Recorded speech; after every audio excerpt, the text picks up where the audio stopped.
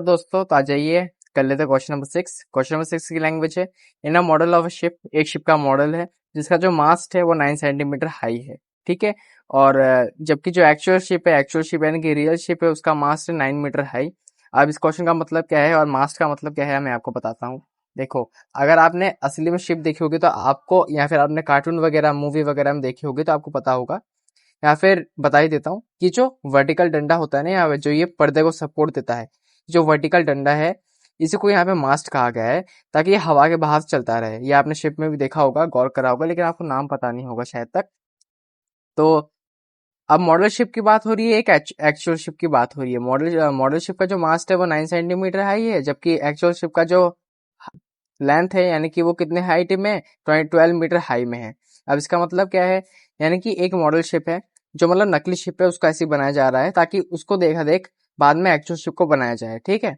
अब model ship की बात करूं तो मॉडल शिप जैसे आपने प्रोफेशनल इंजीनियर्स को देखा होगा घर बनाते समय, वो क्या करते हैं, पहले एक कंप्यूटराइज एक मॉडल बनाते हैं घर का मॉडल बना लिए, घर का मॉडल बनाने के बाद उसी को देख देख के एक एक्चुअल घर बनाते हैं। तो वही यहाँ पे करा जा रहा है वो काम। ठीक है। अब ये जो इसकी जो यूनिट चल रही है, मॉडल शिप की जो यूनिट है वो सेंटीमीटर के अंदर है, जबकि एक्चुअल शिप की जो यूनिट है वो मीटर के अंदर है। अभी 9 सेंटीमीटर है इसका हाई और इसका हाइट है 12 मीटर।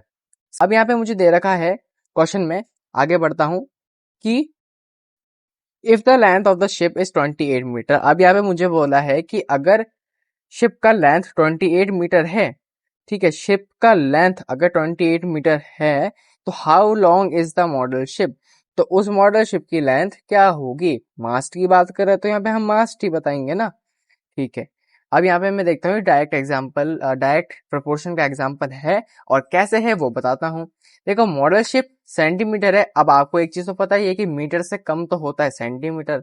9 सेंटीमीटर है यहाँ पे, तो एक्चुअल शिप में 12 मीटर लग रहा है।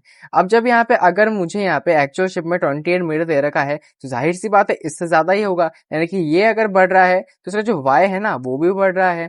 तो अगर जब यहाँ पे y बढ़ गया तो इसका जाहिर सी बात है x भी बढ़ेगा। तो ये डायरेक्ट प्रोपोर्शन का एग्जांपल है। ठीक है। तो this is a direct proportion. So यहाँ पे मैं लेट कर लूंगा क्योंकि मुझे यहाँ पे पता नहीं है कि यहाँ पे क्या वैल्यू आने वाली है। तो लेट अस अज्यूम दैट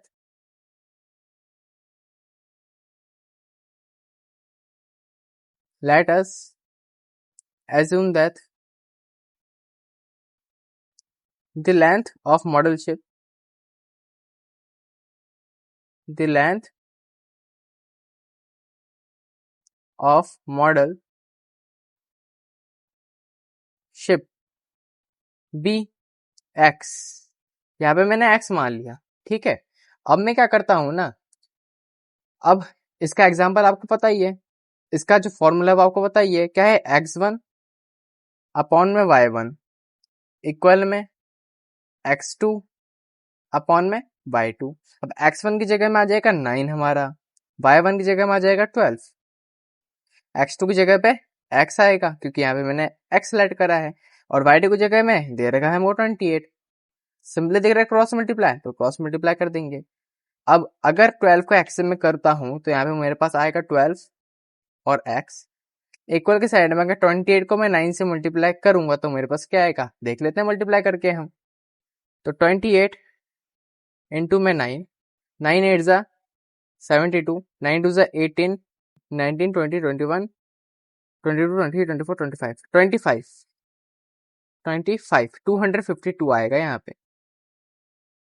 ठीक है। अब x को मैं यहीं पे रोक लेता हूँ और 252 को यहीं पे रहने देता हूँ, और 12 को ये यहाँ पे मल्टीप्लाई में तो इस साइड में आके RHS में आके डिवाइड में आ जाएगा। तो x की वैल्यू अगर मैं यहाँ पे निकालू, 12 का डिवाइड दूंगा मैं 252 में, तो ऐसे डायरेक्ट पता लग रहा है मेरे को यहाँ पे कि 12 से पूरा जा रहा है, लेकिन आपको करके ही दिखा देते हैं एक बार। 252 टू 12 टू जा 24, 5 माइनस 4 1, और 12 वन जा 12। अच्छा, अब यहाँ पे क्या आएगा आंसर, 12। ठीक है। यानी कि जो इसका जो लेंथ है ना वो क्या आएगा, 12 सेंटीमीटर। एक्स तो क्या होगा, 12 सेंटीमीटर। पर 12 सेंटीमीटर क्यों आएगा, यहाँ पे आएगा 21 सेंटीमीटर, 21। ठीक है। तो एक्स की जो वैल्यू हो जाएगी वो 21 हो जाएगी। अब 21 का मतलब क्या हो जाएगा यहाँ पे, कि इसका जो लेंथ होगा मॉडल शिप का वो 21 सेंटीमीटर आएगा। ठीक है, तो इसी क्वेश्चन में यही करना था हमें। तो मिलते हैं आपके साथ फिर क्वेश्चन नंबर 7 के साथ, तब तक के लिए गुड बाय, थैंक यू।